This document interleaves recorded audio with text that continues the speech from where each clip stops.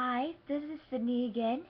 Um, it's been a couple years since I've made a video on here, and life has been pretty crazy. It's had some ups and downs, but God has gotten the glory in the end, and I just wanted to share how I'm doing and what's going on in my life, and uh, just to let everyone know that there's an end to the story, that there's a better side, there's a brighter future, there's a light at the end of the tunnel, and God has definitely shown that.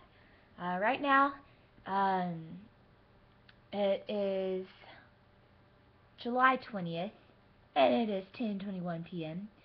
And I'm really tired right now, and I want to go to bed, but I don't want to go to bed at the same time. So I'm talking to you guys. So hi.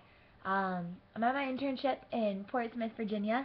I've been going to school at Liberty University, and I'm studying women's ministry, psychology, and creative writing. So I've been a busy little bee, but um, the past year my life has completely changed. I got to Liberty last fall as a freshman, and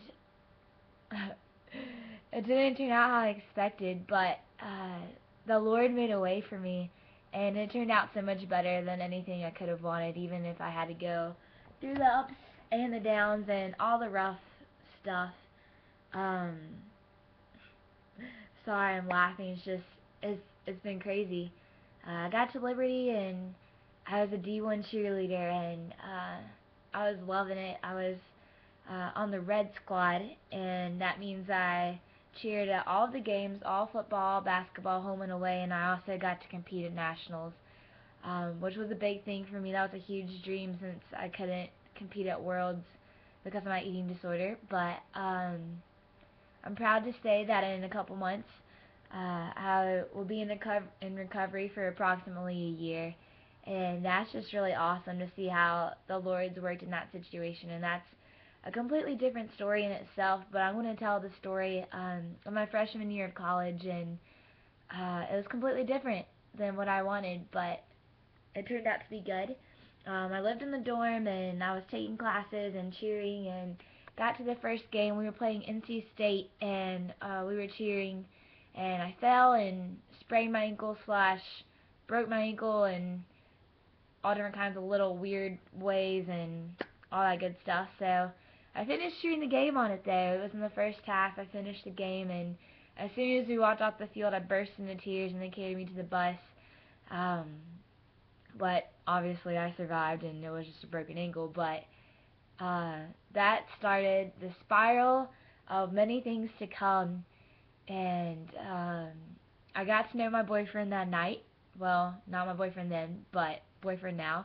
Uh, so, I mean, I guess that was a blessing in disguise.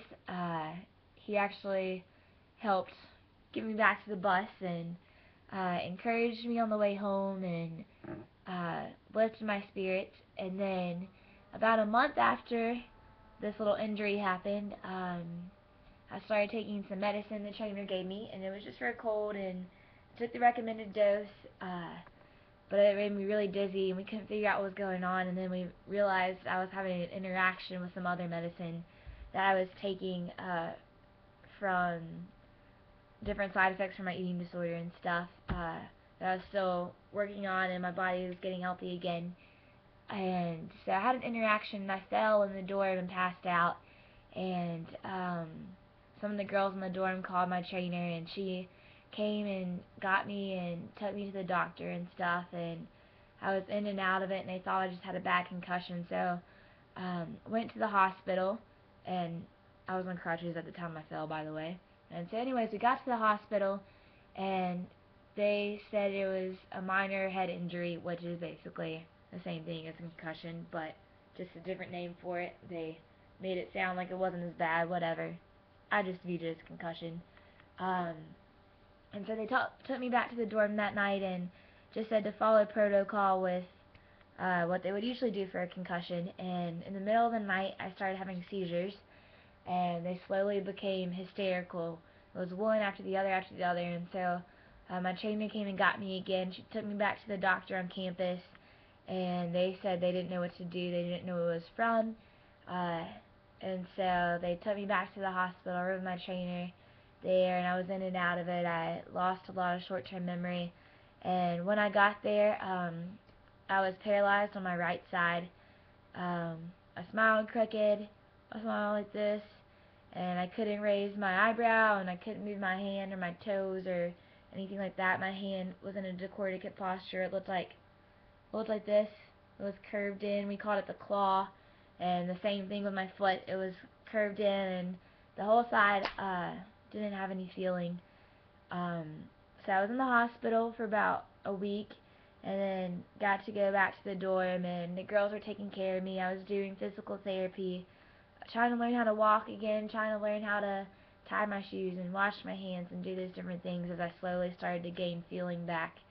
Um, my mom came up to visit, and she helped out, and um, I got better, and then I got worse, and got better, and I got worse, and so I ended up getting kicked out of the dorm by Liberty, which we thought it was going to be an awful thing, but it turned out to be an awesome opportunity that the Lord provided for me. They didn't want me to be a liability and get injured on the hallway when no one could really take care of me, because all the girls were taking care of me, and they had to do their schoolwork and stuff too, so they felt like it was becoming a legal issue, and so I moved off the dorm into my athletic trainer's house, well, apartment. Me and my mom both slept on her couch for about a month, and then I moved into a house with two sisters who absolutely loved the Lord, and they heard my story, and they took me in, and it was absolutely God thing how that happened.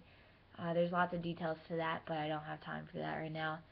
Um, so I moved into their house, and the seizures had settled down a little bit. They were only a couple at night kind of thing, and so they were able to take care of me. And throughout the year, they started to get worse again, and the seizures soon became passing out, and then became not breathing, and then went back to the seizures again, and then I ended up having uh, insane, crazy, hysterical flashbacks to the abuse that I had gone through for about 10 to 12 years, and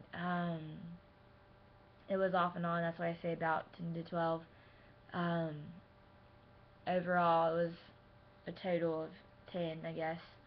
Um, but I was reliving everything that had happened because I had just shut down emotionally and mentally when it was going on, and so all these memories started to flood back in, and it was like I couldn't contain them anymore. Um, and the Lord started to work in some mysterious ways. Tara and Jesse, my roommates, started to pour truth into me. Out of all the lies I had been listening to, all the memories that I was reliving, and they were able to help me see that through the eyes of the Lord.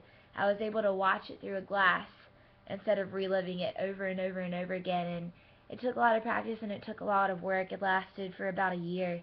Um, but the Lord came through, and I was able to finally overcome that. And I figured out there's some counseling and doctors and all kinds of resources that have conversion disorder. And I also have DID, which is dissociative identity disorder. Um, and same thing as multiple personalities. Um, and at the moment, we know that I have 3 personalities. But they haven't showed up in about 4 months, and I'm doing really well, and I've been able to handle different triggering things that come along. I've been able to do really well in handling that in a healthy way, and I've been stable emotionally, and have recuperated some friendships with Tara and Jesse that started to become broken in the middle of things when the going got tough, but they stuck by me. And so did the Lord. I learned that I wasn't abandoned. Philippians 2 talks about how Jesus, when he was on the mountain before the soldiers came to get him to take him to the cross, he could have called upon legions of angels to save him, but he was committed to dying on the cross for us. So if he was committed then, he was committed now. And so that's how I knew the truth, that I am not abandoned, that God is never going to ever leave me or forsake me. And so that was one big truth that I learned. I learned from Isaiah 45, I think it's verse 5. It talks about how God equips us for the battle. And I slowly but surely learned that he equipped me for the battle that I went through. And I'm still learning. I'm still learning to guard my heart. I'm still learning to speak up for myself. But those are 2 of the big things that we learned this year, but I also learned that just God loves me so much. Um, Not that He died only for my sin, but for my shame, for my guilt, for my condemnation, for every fear that I would go through, for every struggle that I would face. He died for that. Um, and so I realized in those little things that seem so big to us, um, God did that, and that was His love for us, and that just settled deep into my heart this year, is to see how much God really loves me. And I knew that before, but it was just like that feeling just rushed over me. It poured in, and it was so awesome to feel that, and to be on the spiritual high. And um, it's been really cool to say that I can cheer again, I can run, I can tumble, I can jump. Um, After being in a wheelchair, after learning to walk, after needing help 24/7, um, it's just really awesome to see what I've been through. And there's so many more details to the story, but it's not all going to fit in the video. But um, I just want to let you know that there's hope, and we can cling to that. The Word says that our hope is an anchor for the soul, and our hope comes from Christ and Christ alone. He is our solid rock, and He remains. It says in Hebrew that He's the same forever, yesterday, today, and tomorrow, forever and always. His love always remains. Um, Jeremiah 29:13 says, if we seek Him and seek Him with all of our heart, we will find Him. And I believe I found Him this year. In the midst of my struggles, in the midst of my darkness, I was drowning and I was pulling people down with me. Um, but the Lord was mighty to save. And it was so true that He is our strong tower. And those who are weak can run to it. Paul says that in his weakness, God makes him strong, and that is so true. Um, in the weakest moments that I ever had, I'd be lying on the floor having seizures, and I'd wake up and not remember a thing that I was doing.